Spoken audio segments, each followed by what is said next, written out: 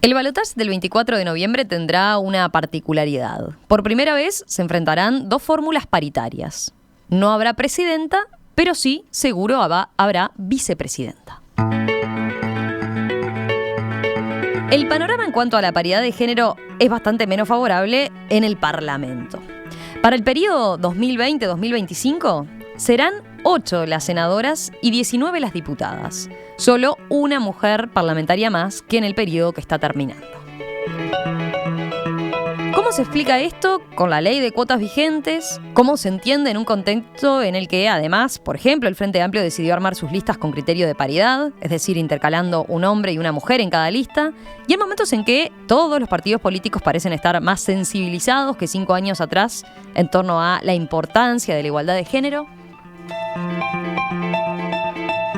Para conversarlo, recibimos esta mañana aquí en Perspectiva a la abogada Margarita Machado, presidenta del sector Ciudadanos. ¿Qué tal, Margarita? Un gusto. Bienvenida. Muy buen día, muchas gracias por la invitación. A la alcaldesa de Nueva Helvecia y senadora suplente electa por el Partido Nacional, María de Lima. María, ¿qué tal? Buen día, bienvenida. Buen día y un gusto estar aquí en el programa. Y a Mónica Xavier, actual senadora, quien sin embargo quedó afuera ahora del próximo Parlamento del Frente Amplio, ¿no? Senadora del Frente Amplio, debía decir. Mónica, ¿qué tal? Buen día, bienvenida. ¿Qué tal? Un gusto, muchas gracias por la invitación.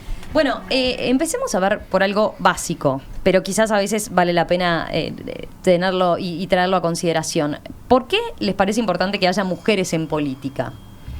Bueno, en el caso de María. En el caso de mi apreciación es muy importante en el sentido de que las mujeres estamos ahí marcando una diferencia en lo que viene hacia adelante en la política, sobre todo en la política del país, que justamente ha sido por historias una política llevada por los hombres, y por ahí las mujeres empezamos tímidamente a avanzar. De hecho, digo, está Mónica acá, ella capaz no se acuerda, pero cuando empezamos con el movimiento de mujeres políticas por la ley de cuota, fue uno de mis primeros comienzos, porque realmente considero de que era necesario. Era necesario porque hay compañeras que posiblemente hoy están ocupando cargos, como tú decías, no capaz de edilas o titulares, algunas sí, otras no, pero hay edilas, hay gente que está trabajando hoy en sectores electos por el pueblo que se lo permitió la cuota.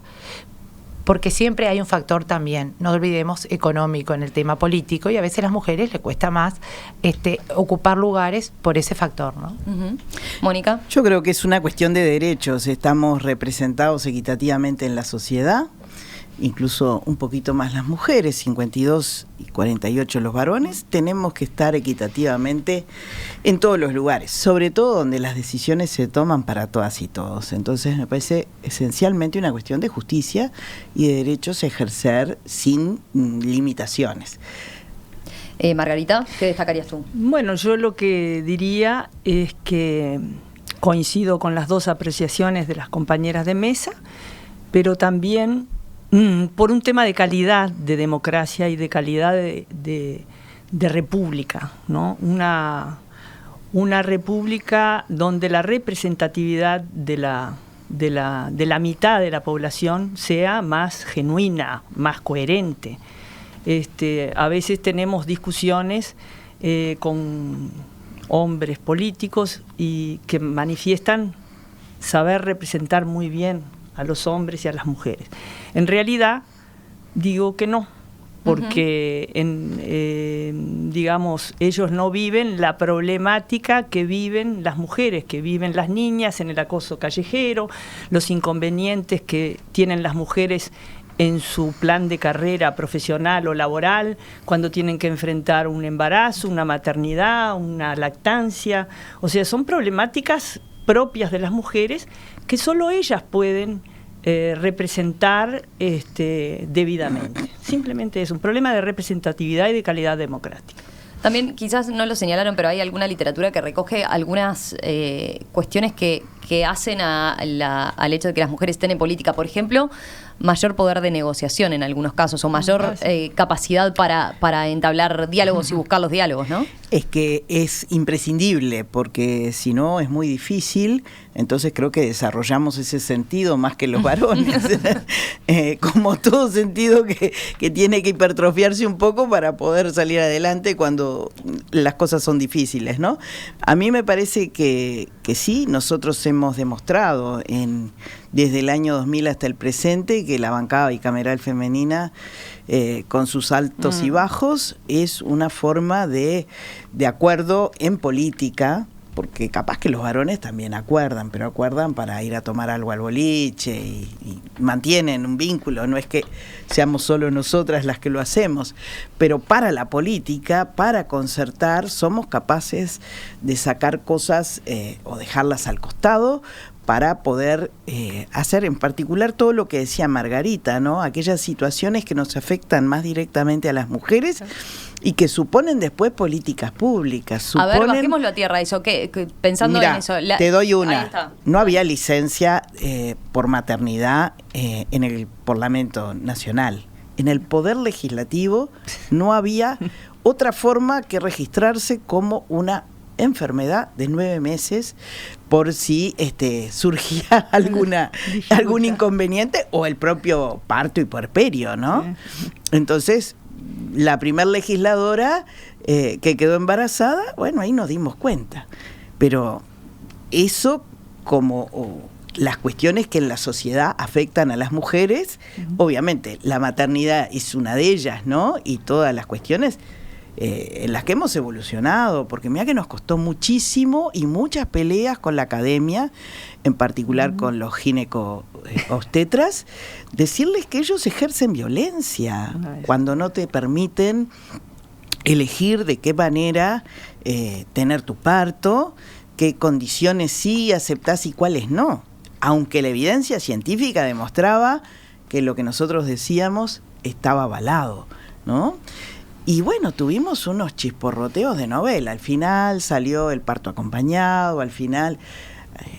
nos decían que no se podía implementar porque salía $2 darle a quien acompañara, que podía ser el progenitor masculino, podía ser la madre, la amiga, quien la mujer determinara.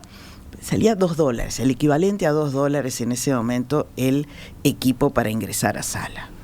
Algo más hay que escuchar cada cosa. Sí, temas de género, y si los hay, por ejemplo, desde lo que me toca de los municipios, también nosotros cuando asumimos, por ejemplo, el municipio de Nueva Albesia, empezamos a ver la situación de Colonia con el tema de la violencia de género. Y una de las cosas que no era, que ya no se podía sostener más, era el tema de que, por ejemplo, una víctima de violencia no tenía dónde ir, tenía que pernoctar con su agresor.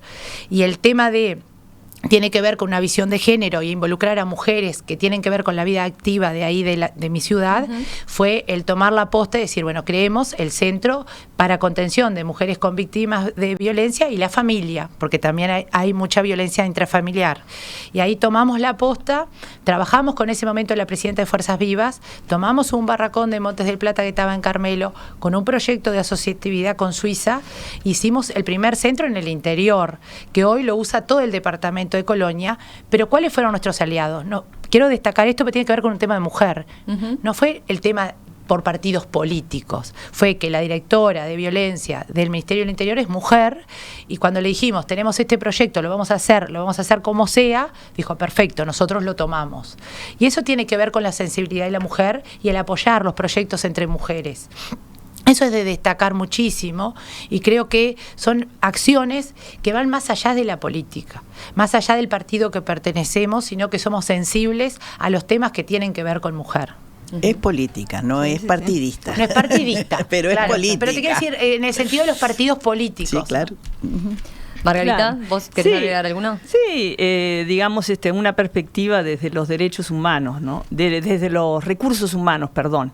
Siempre se analiza, yo hice algún posgrado de derechos humanos que traté de orientarlo a género, que las mujeres tienen una polivalencia funcional, ¿no? Siempre eso se constata, que tienen una capacidad de trabajar en varias cosas, y eso es ancestral, porque las mujeres, además siempre digo, hay un gran mito en la historia de la humanidad, que las mujeres antes no trabajaban.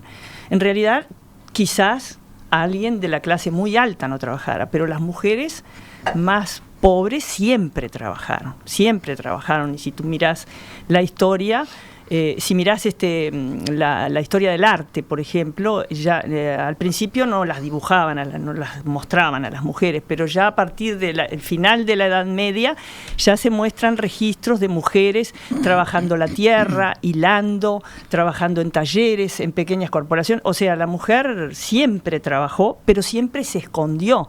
Y una cosa muy grave, que hasta el siglo XX nunca administró el fruto de su trabajo, nunca fue acreedora de su salario, porque no era sujeto de derecho.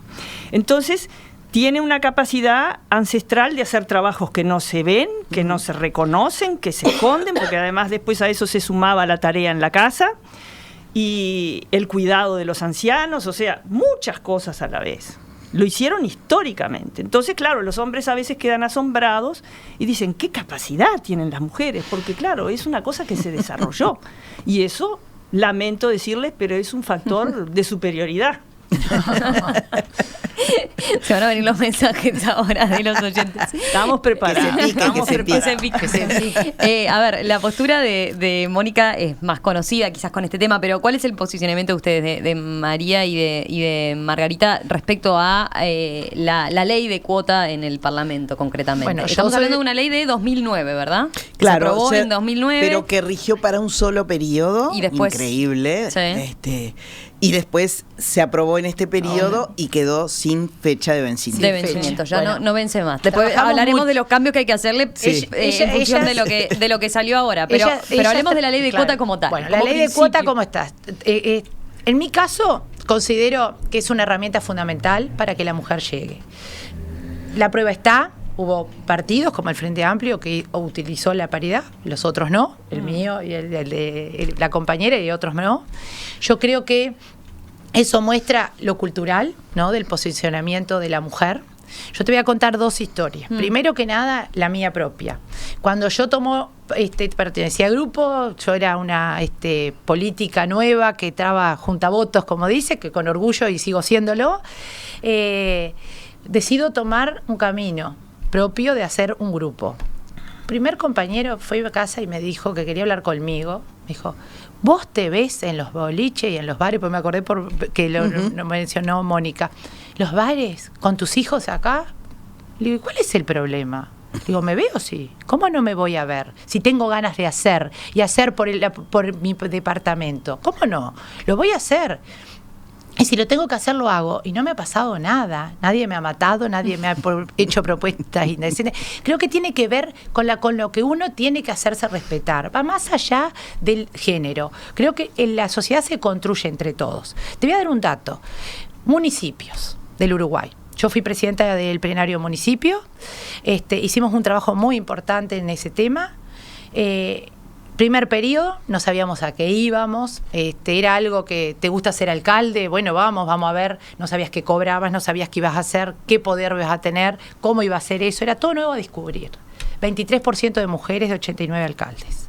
Descubrimos lo que eran los municipios, sabemos lo que es la cuota de poder y cómo se inicia un camino político a través de los municipios. Bueno, así que 23% de los municipios... Sí, 112, 2015. Ya 5 años de los municipios en marcha. 112 municipios, 17% de mujeres. ¿Está? Se retrocedió entonces. Porque ¿qué pasa? Vamos a ver el próximo periodo. Empezaron a ver que los municipios es el escalón más importante para empezar la carrera política. Claro. Claro. Entonces, antes, cuando no sabíamos a qué íbamos, vamos arriba. Cuando supimos un poco a qué íbamos, vamos abajo. Digo, los ediles también, o sea, todo aquel cargo honorario de buena voluntad, perfectamente, jóvenes y mujeres. Sí, digo, yo no tengo las cifras, pero sí sé si vos mirás las juntas departamentales que tienen menos retribución en los viáticos, posiblemente haya más mujeres y más jóvenes. Cuando te vas acercando al poder o a la retribución mejor, ahí empieza a bajar los jóvenes y las mujeres. Por eso te digo, muchas cosas tenemos que hacer. Creo que nosotros, las mujeres, llegamos para cambiar, pero llegamos para cambiar junto a los hombres. Yo no soy de las que digo que los hombres no. Yo digo que todos tenemos derecho, por lo que decía Mónica, tenemos que construir política pública, más allá de los partidos políticos. Es una sociedad que lo requiere. Más Uruguay, que es pacífica, que tenemos elecciones, que podemos estar sentados todos en una mesa, que podemos dialogar en una mesa grande. Le planteo simplemente un argumento que a veces se escucha en contra de la ley de cuotas, ¿no? Que es, bueno, que las mujeres lleguen por sus propios méritos y si esto no es subestimar a la mujer por el hecho de ponerla para simplemente cumplir con la ley de cuota, ¿no? Sí.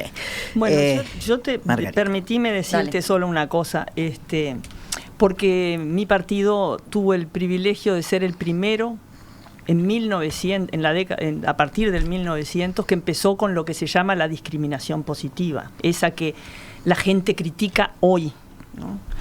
Y ya aquellos viejos, don José Valle Ordóñez, que escribía como Laura, tratando de sentir un poco cómo sentían las mujeres, quejándose de todas esas situaciones en el diario El Día, con el seudónimo de Laura, o un Baltasar Brum, que también defendió la participación de las mujeres no solo en el ámbito de política interna, sino inclusive en las convenciones internacionales.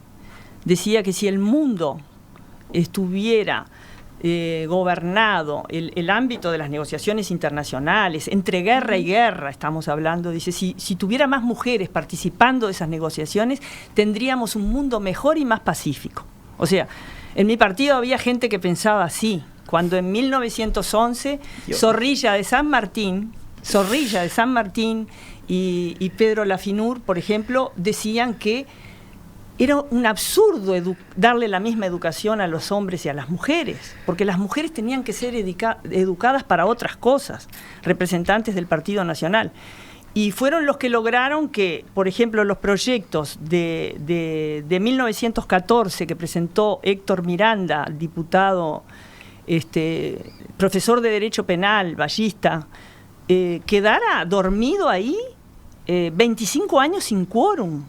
Porque sencillamente cuando se iba a tratar la posibilidad de que la mujer votara, además concomitantemente con esas discusiones sobre la igualdad de educación entre niñas y varones, que por ejemplo Zorrilla de San Martín, por ejemplo, claramente siempre expresaba que era un absurdo esa educación mixta, laica, gratuita, obligatoria.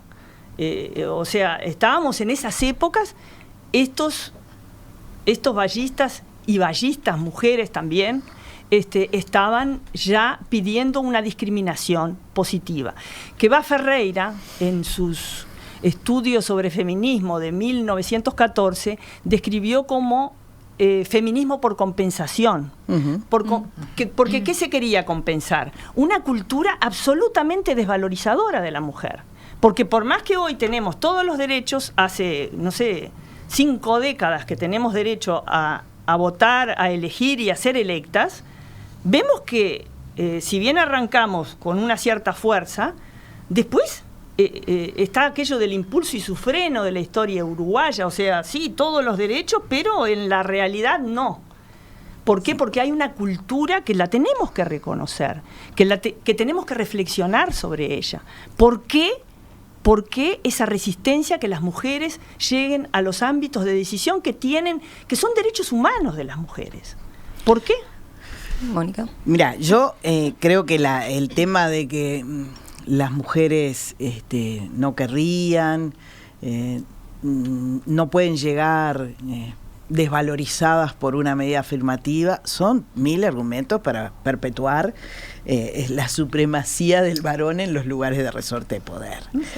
Ojalá hubiera más mujeres, ojalá las mujeres que estén en el Parlamento vuelvan a tener los mejores momentos de coordinación. Yo me siento privilegiada de haber protagonizado un periodo en el que le introdujimos al presupuesto nacional sensibilidad de género, mirada de género, y decíamos, ¿y cómo se hace esto? ¿Y cómo se hará? Y junto a aliados, porque en el MEF no predominan las mujeres, pero hubo mujeres muy importantes que nos ayudaron, y académicas, a ir viendo cómo se podía introducir eso y cómo efectivamente en los recursos hay una clave esencial para una política pública, porque no da lo mismo en salud darle a un hombre y a una mujer la misma cantidad de dinero en periodos como pueden ser el desarrollo de la maternidad en la mujer. Entonces, y lo que dices como eso, también tiene que ver, por ejemplo, la última ley de violencia doméstica. Sí, claro. O sea, sí. Es inaudito que voten una ley sin recursos. Pero Entonces además es quitarle efectividad a la ley. está el tema de que empezamos a hacer ver que en todas las áreas había que introducir el tema presupuestal con mirada de género, porque necesitábamos mujeres que compitieran en el deporte y siempre las cosas que se desarrollaban no eran para las mujeres, eran para los varones, y como eso en las pymes y como eso en ganadería, agricultura y pesca. Hemos transformado un montón de cosas como la participación y la tenencia en los resortes económicos del campo, en el cooperativismo, la posibilidad de que sea tan dueño uno como la otra. Entonces, yo creo que lo que nos falta es difundir más esto y volver a trabajar de manera más unida para que no nos pase esto, que Margarita cuenta una riquísima historia, Claro. pero retrocedieron. Retrocedimos. Hoy no tienen en el Senado ni una representante y en diputados tienen 2. Vamos a hablar de eso ahora. Les propongo, hacemos una breve pausa y volvemos conversando de los resultados, lo que se va a ver ahora en la próxima legislatura en materia de representatividad femenina. Esta mañana aquí en Perspectiva estamos volviendo a analizar los resultados de las elecciones del domingo, pero desde un ángulo femenino. Aunque falta el tercer escrutinio, todo indica que el nuevo Parlamento tendrá únicamente una mujer más que en el periodo que está terminando. ¿A qué se debe esta lentitud en alcanzar una mayor paridad de género? Bueno, de eso vamos a conversar, ya venimos conversando en el bloque anterior, pero vamos a seguir por ese lado ahora analizando justamente los números de cómo quedó conformado el Parlamento. Lo estamos hablando con la senadora Mónica Xavier del Frente Amplio, la alcaldesa de Nueva Helvecia, María de Lima, nacionalista, y con la presidenta del sector Colorado Ciudadanos, Margarita Machado. Antes hacíamos como la previa, ¿no? Hablando un poco del contexto en el que se llegó a esta nueva elección. A ver, vayamos ahora sí al Parlamento electo, ¿no? ¿Les llama la atención que la presencia de las mujeres casi se mantenga de un periodo a otro o se lo esperaban de alguna forma? Recordemos, ¿no? Apenas un cuarto de los senadores serán mujeres, 26% más o menos, y menos de un quinto serán diputadas. 18% de la Cámara Baja va a tener presencia femenina, en 18%. Sí, yo me sorprendí, pensé que algo íbamos a avanzar, no lo suficiente, porque por eso presentamos un proyecto sobre paridad en su momento, y porque además no le mejoramos a la ley presentada en la anterior legislatura algunas disposiciones que hicieran más difícil la aplicación minimalista, que esa es la verdadera razón. ¿No? Claro. Es la aplicación minimalista Más que minimalista, restrictiva, te diría, porque no llegamos al 30 en ninguno de los dos casos. Sí, sí, pero el asunto es que no hubo posibilidades de convencer de que efectivamente la ley requería de ajustes para poder dar mayores posibilidades.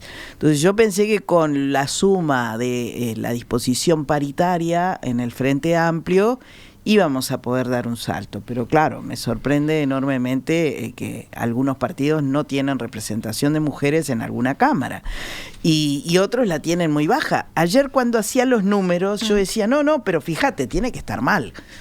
Deben de haber repartido en muchas listas y puesto en la cabeza de esas listas solo varones, bueno, para que un partido no tenga representación de mujeres. A ver, está claro que si el Frente Amplio no hubiera aplicado la paridad, de hecho la cantidad habría bajado muchísimo, totalmente. Sí. Llama la atención que en el Partido Nacional tenga una única diputada. Sí, tiene solo una única diputada. Yo me hago varias reflexiones. Por ejemplo. Perdón, y en el Partido Colorado, ya te dejo María, en el Partido Colorado en 2014 tuvo una senadora, que era Marta Montaner, y para este periodo no tendrá ninguna legisladora a la Cámara Alta directamente. Bueno, ni fórmula en el paritaria, caso del Ni fórmula paritaria en este caso. En el caso del Partido Nacional, también sorprendida, conozco a Valentina, una muchacha de trabajo, joven de Artigas. Valentina Caram. Sí, exacto. Sí. Ella realmente ha trabajado muchísimo, lo cual me parece fue algo muy interesante, pero también me hace reflexionar un montón de cosas a mí, ¿no? En mi caso, por ejemplo, en Colonia, yo tenía la oportunidad de ser la tercera, tener algún lugar por la cuota o no por la cuota, acompañando a un varón. Decidí salir. Salir porque creo que la mujer tiene que tener, pero la mujer acompañada por los compañeros hombres y mujeres, vuelvo a repetir porque no me gusta que sea la mujer, pero digo, en este caso estamos hablando de mujer y género, dije, ¿por qué no? ¿Por qué no puedo ser marcar una tendencia en el departamento de Colonia? El cuarto departamento más grande del país. ¿Por qué una mujer no puede marcar fuertemente y consolidar sus votos en el departamento de Colonia? Hoy lo logramos. Hoy estamos consolidados dentro de mi partido.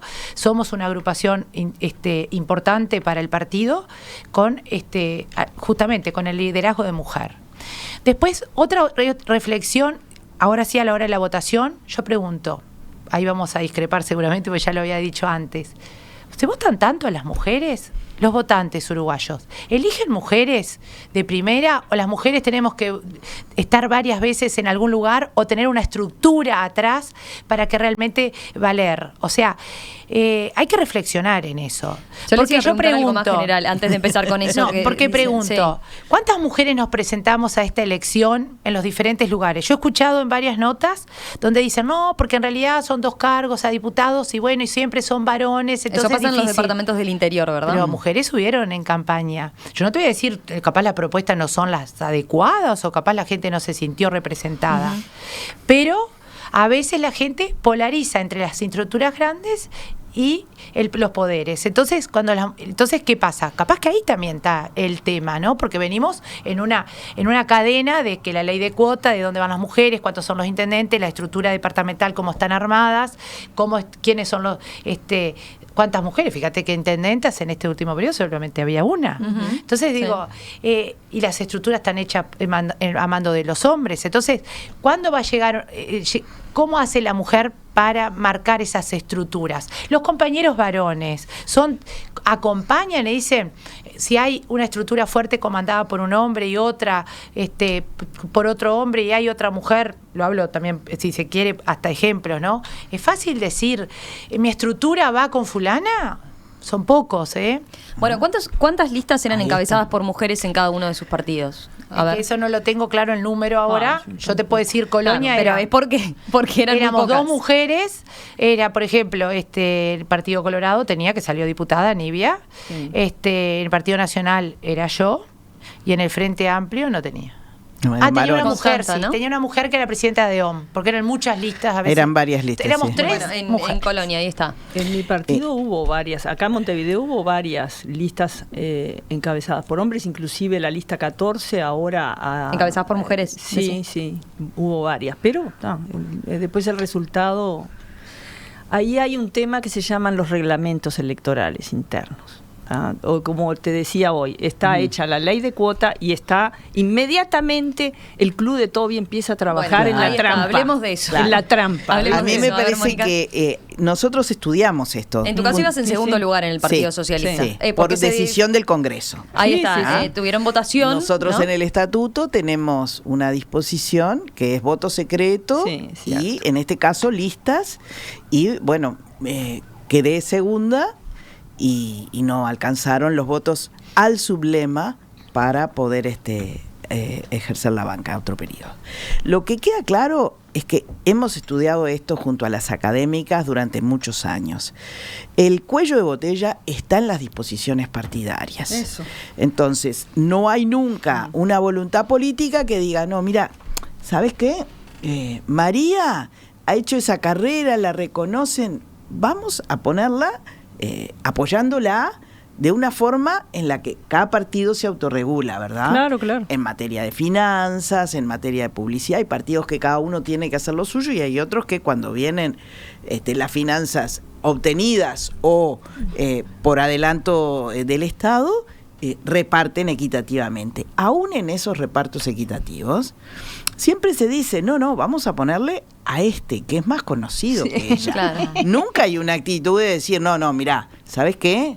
Por todo lo que ha hecho, por todo lo que la reconoce la gente. Y lo que queda claro, María, es que los estudios que se han hecho acerca de qué piensa la sociedad uruguaya eso es reflejan que la sociedad uruguaya quiere mujeres.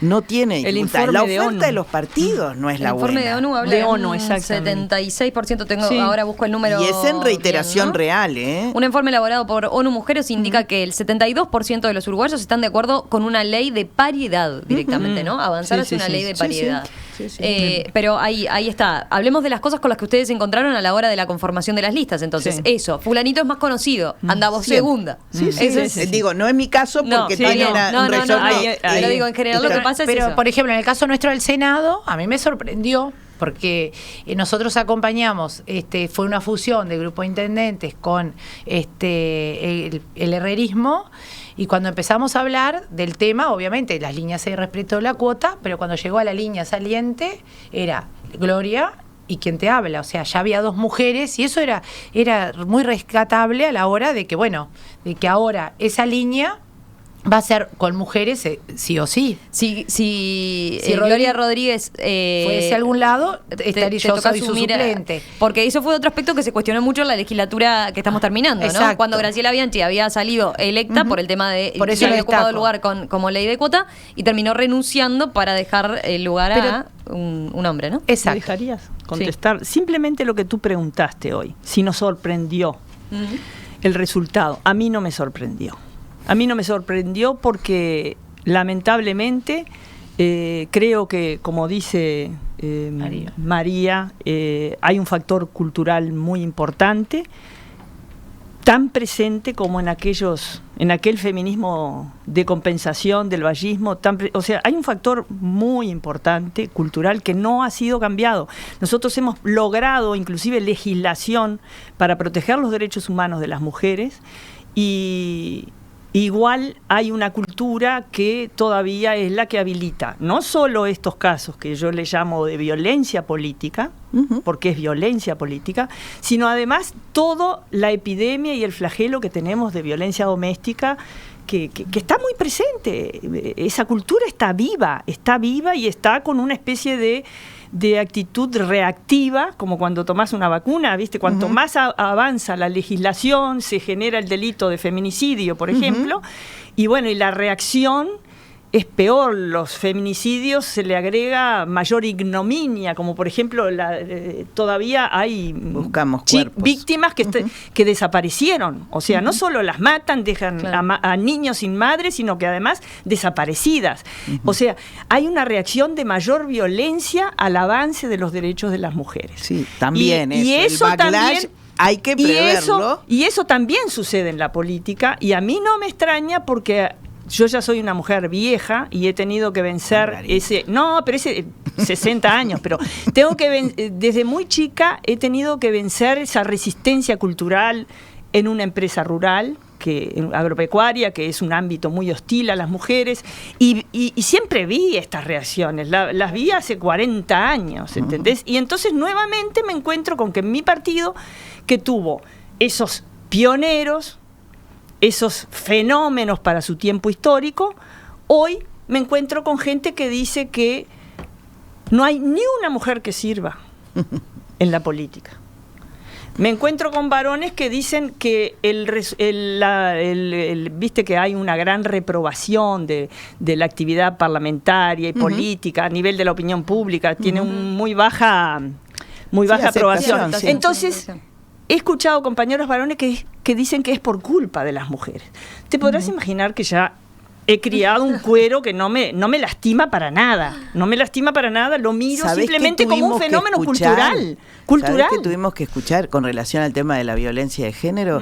Que cuando empezó esa realidad en la que el varón se autoeliminaba después de eliminarla, claro, la culpa era nuestra porque habíamos empezado a legislar y a ya poner el tema arriba de la mesa. Hay sentencias en Estados Unidos,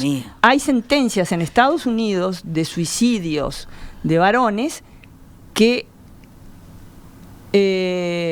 condenan a las novias porque dice que los hostilizaban al suicida y que tienen responsabilidad de ese suicidio.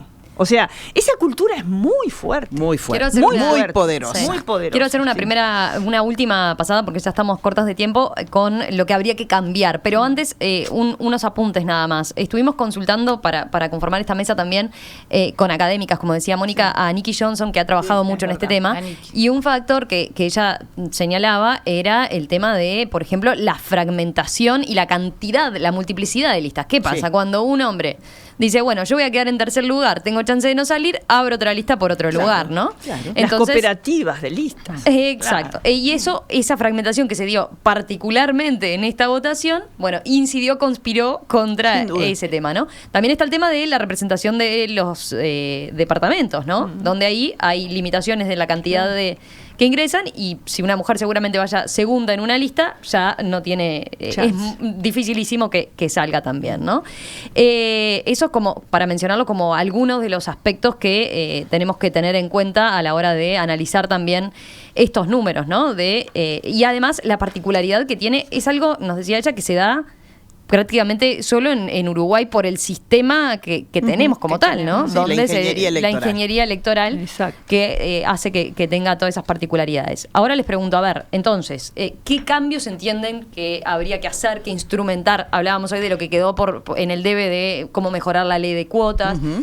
¿Por dónde ven? Yo creo eso? que viene por un lado de lo que Mónica decía, si bien lo decía nombrándome a mí, pero creo que ahí tiene la historia, ¿no? ¿Cuánto va a ser ahora el próximo gobierno del partido que gane el próximo 24 de poner a mujeres realmente en lugares de decisión donde realmente podamos y se pueda generar realmente ese trabajo con la sociedad diciendo la mujer puede, la mujer es... o sea, porque nosotros siempre somos las capaces, ¿no? O sea, y adjetivos, las que estamos en política tenemos un montón, de los que no nos gusta, de todo, porque siempre pasa eso. Entonces, muchas veces creo que justamente, ¿qué va a ser lo que nos dé esa legitimidad?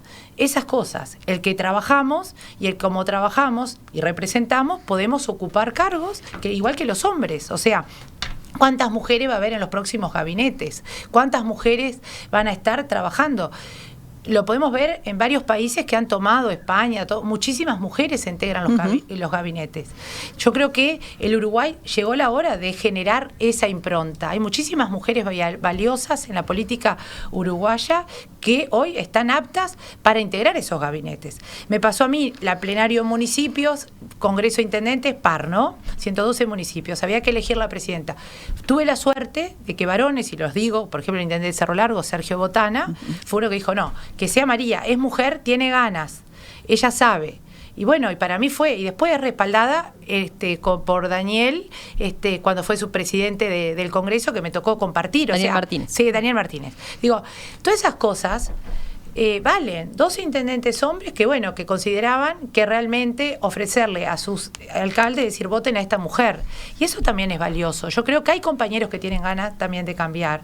Creo que hay, Beatriz, futura candidata a vicepresidenta, realmente es una mujer que ha trabajado muchísimo, ha dejado todo por el género, las decisiones que ha tomado, cosas que se han mostrado con fortaleza. Creo que han trabajado, y bueno, ni que hablar como compañeras como Mónica y todos, que realmente han marcado muchísimo el tema y nos han marcado a nosotros, las nuevas generaciones, de decir se puede, y dar, y no quedarnos atrás por alguna cosa que no nos gusta que nos digan porque somos mujeres.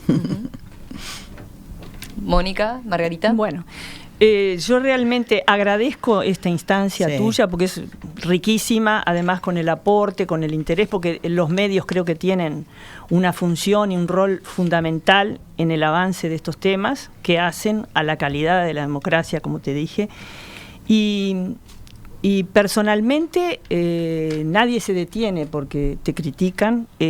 Yo, por ejemplo, he trabajado en una cosa en la que creo que es en la educación.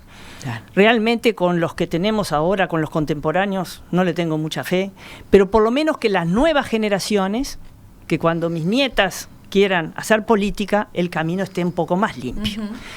Entonces, en las nuevas generaciones, y creo que en la educación hay que incorporar esta visión Sí. de la defensa de los derechos humanos de la mujer en su integralidad, en su plenitud. Los nuevos varones, las nuevas niñas, las nuevas familias tienen que tener un concepto distinto de que simplemente lleguemos a la igualdad. Yo no voy a pedir,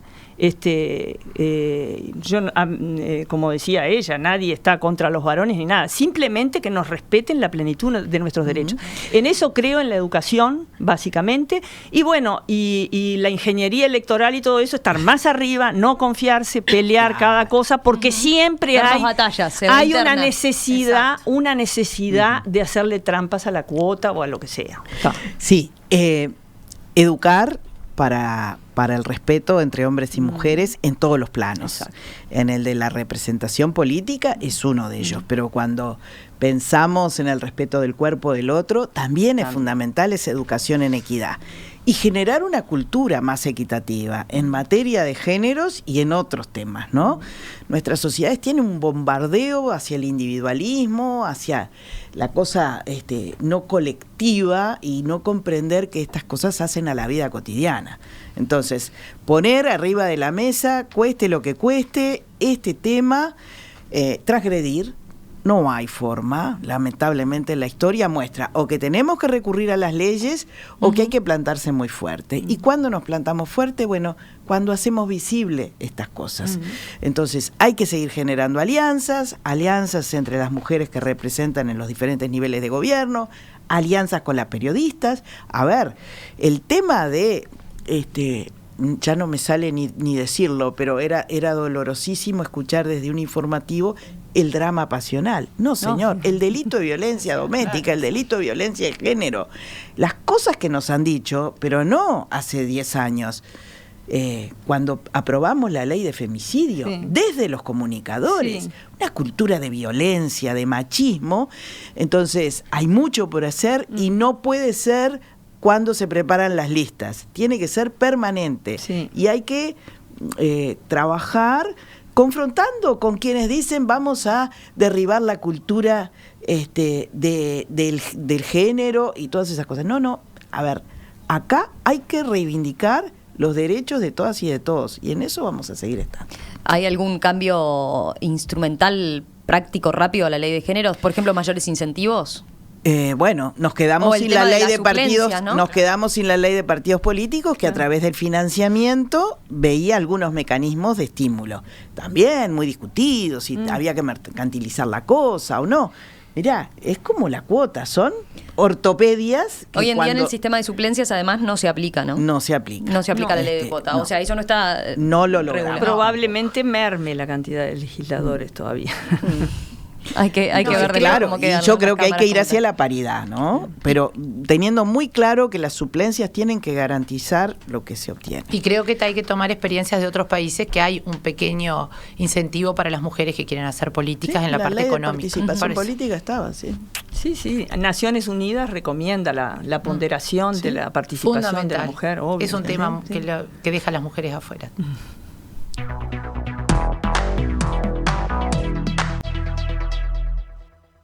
María de Lima, Margarita Machado, Mónica Xavier, gracias, muchas gracias a las tres, un gusto, y retomamos el tema en cualquier momento. Capaz que sí, cuando se conozca definitivamente claro. y tengamos el nuevo Parlamento funcionando.